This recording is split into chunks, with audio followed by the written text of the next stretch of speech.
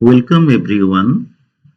In this lecture of quantum mechanics, we are going to discuss about Ehrenfest's theorem.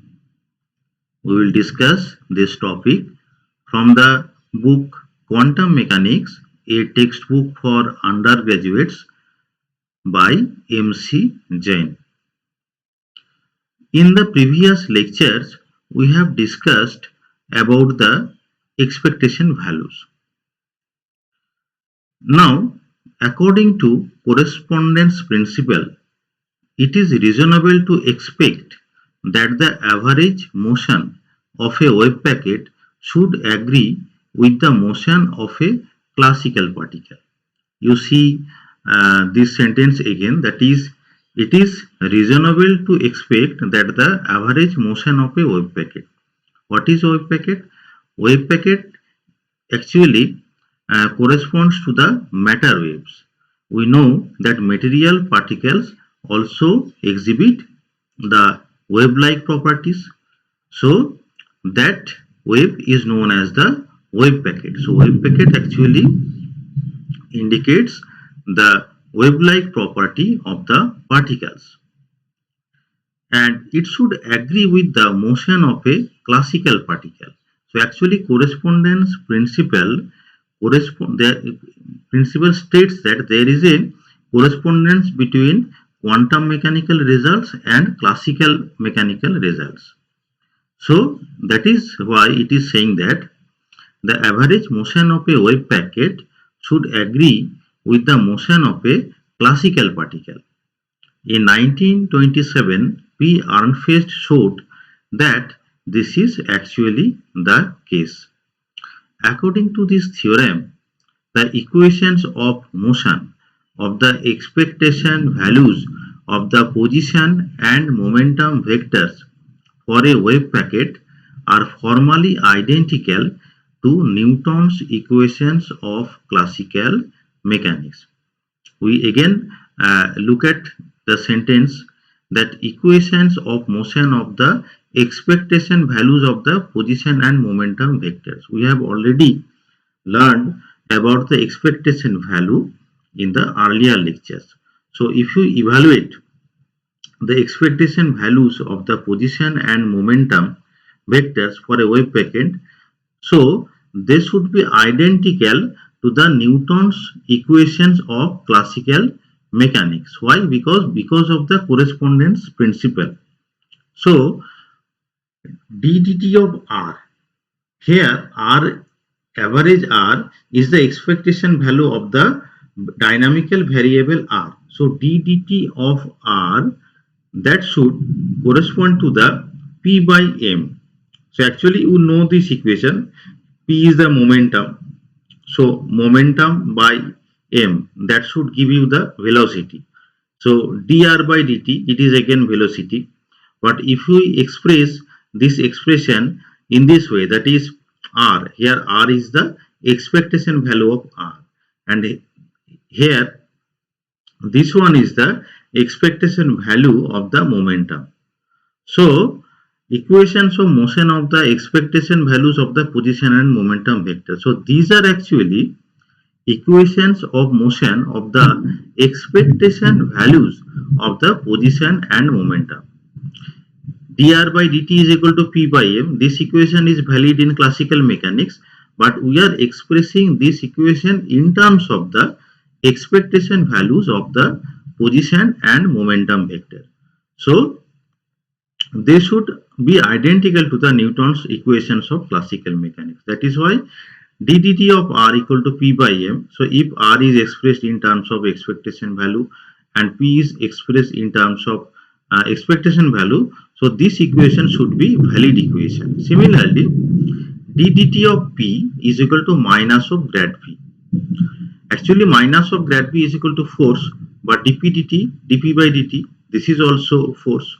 But the point is that here we have expressed p in terms of its expectation values. Similarly, this one also, this has been expressed in terms of the expectation values. Now we are going to prove this equation. So how to prove this equation? So let us start in this way. That is, expectation value x is equal to integration psi star x into psi into dr.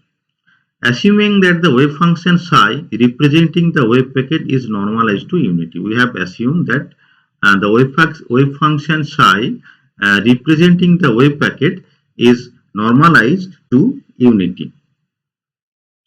So we can write expectation value of x is equal to psi star x into psi into dr.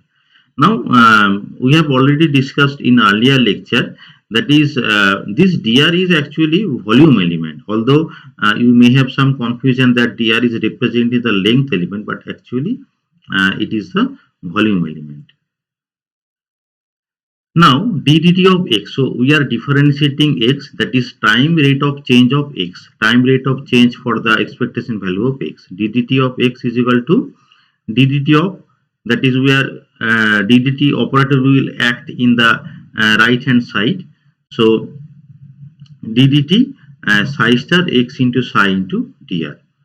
Now we can write, that is psi star x into del psi by del t, that is once this operator will act on psi, and in the second case this operator will act on psi star. But here you may have some confusion, that is ddt is not acting on x, but you have to keep in mind this x is actually operator representation of the position variable. So this is actually an operator. So ddt will not act on x, it will act on thus act on psi star and psi. So we will obtain this equation. Now you look at this equation again. In this equation, in the first term there is del psi by del t, and in the second term there is del psi star by del t. Now what we will do next, we will replace the values of del psi by del t and del psi star by del t by using the Schrodinger equation. We have already learned about the expression of Schrodinger equation. So what we will do, we will replace the values of del psi by del t and del psi star by del t from the Schrodinger equation. Here it has been done, that is del psi by del t has been replaced by the Schrodinger equation, and here del psi value of del psi star by del t, it has also been replaced by the Schrodinger equation. Now we will simplify. Here it is very clear that this term, that is v psi and v psi star, actually upon simplification this term will cancel out. So ultimately we will obtain equation 6.47. This equation is like this. Left hand side is ddt of x is equal to I h cut by 2m psi star x del square psi minus del square psi star x into psi into dr. So this is equation 6.47. Now what we will do next, we will further simplify this equation. How we will simplify? We will focus on this second term. You look at the term again, and this term is del square psi star x psi dr. That is, we will perform integration for this second term. But for performing integration on this second term, we will use one identity. The name of this identity is Green's first identity. So what is Green's first identity? You look at the expression for this identity. Volume integration f del square g plus grad f dot grad g dr is equal to surface integration f grad g dot ds. So this equation actually transforms volume integration into the surface integration. So there is two functions f and g. F and g are scalar function. So this is the Green's first identity. We will use this identity to simplify the above mentioned equation. So in the above mentioned equation, what we will assume, that is f is equal to x into psi. Here there is a function f. You look at again. So we will assume that f is equal to x into psi and g is equal to psi star. After assuming f is equal to x into psi and g is equal to psi star, then we will use the Green's identity. So by using Green's identity, we are obtaining this equation. Here you look that this one is the surface integration and one term of the volume integration is on the left side and another term of the volume integration is on the right side. So we have used Green's identity of the second term. That is, we have used Green's identity to simplify this second term. And we have what we have assumed? We have assumed that is small f is equal to x into psi and small g is equal to psi star. So if you use this identity, then we are obtaining this equation. We are obtaining this equation. Now, since the volume under consideration is the entire space, the surface S in the first integral on the right is at infinity. So, we are considering volume of the entire space. So, in this case, what will happen? The surface will step by step will approach to the infinity. This you consider this surface integration. So, here the surface S will approach to the infinity. Now, whenever the surface S will approach to the infinity, the value of the wave function psi will vanish, because we know the fact that for large distances the wave function vanishes. So as psi vanishes, so this term will ultimately will give us 0. So this term will vanish ultimately.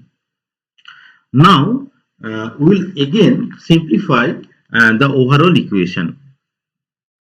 So ultimately we are obtaining after vanish of this term, that is left hand side is equal to the right hand side. Now for the right hand side, that is for this term, we will again use Green's identity. You look at this term again. This is actually volume integration.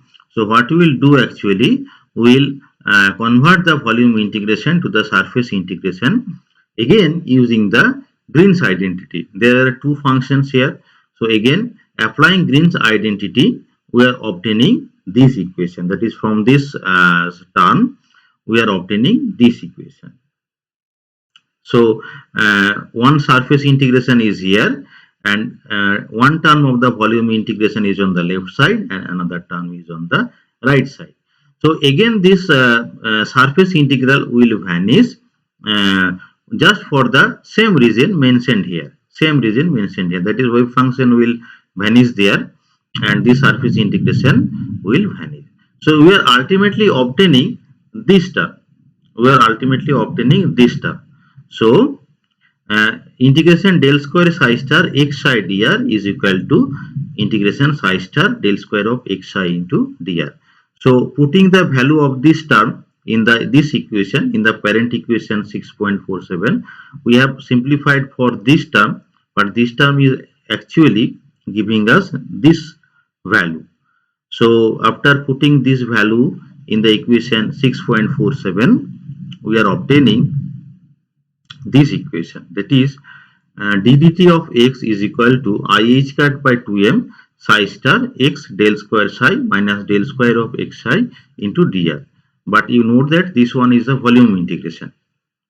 Now this equation can be further simplified by evaluating del square of x psi.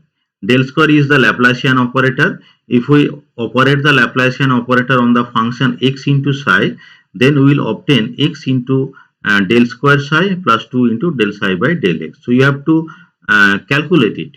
We have not shown the full derivation here, but we can write del square in terms of del square by del x square plus del square by del y square plus del square by del z square. Then after evaluating, we can show that del square of x psi is equal to x into del square psi plus 2 into del psi by del x. Now If we put the values in this equation, then this equation will be further simplified and we will obtain d dt of x is equal to minus I h cut by m psi star del psi by del x dr. We are writing this equation in this fashion, that is 1 by m psi star minus I h cut del x psi into dr. Now we know that this one is the momentum operator. So ultimately this expression is equal to expectation value of px by m, because we already learned about the expectation value of px in our earlier lecture, because this one is the expectation value for the momentum. This one is the momentum operator. This is psi star into momentum operator into psi into dr. So this is actually expectation value for the momentum. So this is px by m. So we have shown that d dt of x is equal to px by m, and by similar process we can also show that d dt of y is equal to py by m and d dt of z is equal to pz by m. Now we will show the second derivation. Second derivation means that is this one, d dt of p is equal to minus expectation value of grad phi. This derivation we will show in the next section. So we will start from here, that is d dt of px. d dt for the expectation value for the momentum. This equals to minus I h cut d dt of psi star del psi by del x dr. Psi star del psi by del x dr. We have used the expression for the momentum operator. Then we will obtain this one, that is minus I h cut d dt psi star del psi by del x dr after putting the value of the momentum operator and the expression for the expectation value for the momentum. So d dt will act on this function. So how it will act? Minus I h cut integration psi star del x of del psi by del t, that is d dt of del psi by del x. We can write it del x of del psi by del t. So at first it will act on this function. In the second case it will act on psi star, that is del psi star by del t del psi by del x dr. Now you look that in the first term there is del psi by del t, and in the second term there is del psi star by del t. Now just like in the previous section, we will put the values of del psi by del t and del psi star by del t from Schrodinger equation. So after putting the values of del psi by del t and del psi star by del t from the Schrodinger equation, we are obtaining this one. Now what we will do, we will write this equation after some algebraic rearrangement. We have rearranged the equation and we are writing this equation in this way, that is, and the potential term has been written in third bracket, and rest of the term, that is del square term, they have been written here in the third bracket. So after this algebraic rearrangement, what we will do, we will again use the Green's identity. So if we use the Green's identity on this first function, then what we will obtain? We will obtain that this term is actually 0. But before that, let us know that what Green's identity will be used here. The Green's identity that will be used for the simplification of this term is this one, that is volume integration f del square g minus g into del square f dr is equal to surface integration f grad g minus g grad f dot ds. And this identity is known as the Green's second identity. So for the simplification of the first term, we will use Green's identity, but this identity is the Green's second identity. So after using this second identity, we will obtain some expression, but that expression will give you 0. Why it will be 0? Because you see that here there is term that is del psi by del x or simply psi. So psi and del psi by del x, they vanish at large distances. We have already discussed this issue in the previous section. So by the same argument, we can say that after using the Green's identity, this term will be in form of a surface integration and it will be 0. And if it is 0, so ultimately we obtain that uh, minus psi star del del x of v psi minus v into del psi by del x into dr. That is, this term is remaining, this term, negative of this term. Now we further simplify this term in this manner, that is, we can write this one as minus psi star del v by del x psi into dr. This term can be written in this way, that is minus psi star del v by del x psi into dr. If we differentiate this term, we will obtain two term and one term will cancel out ultimately, and this will be minus psi star del v by del x psi into dr. We can write this term in this way, that is minus del v by del x, expectation value for the del v by del x. We already discussed about the expression for the expectation value.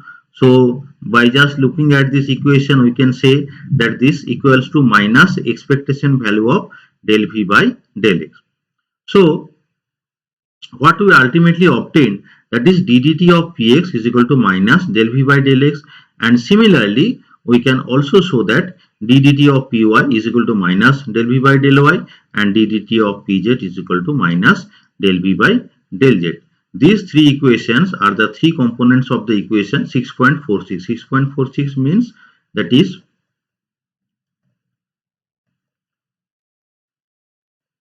this equation 6.46. So ultimately we have derived the Armstrong equation. You again look at the statement of the Armstrong equation.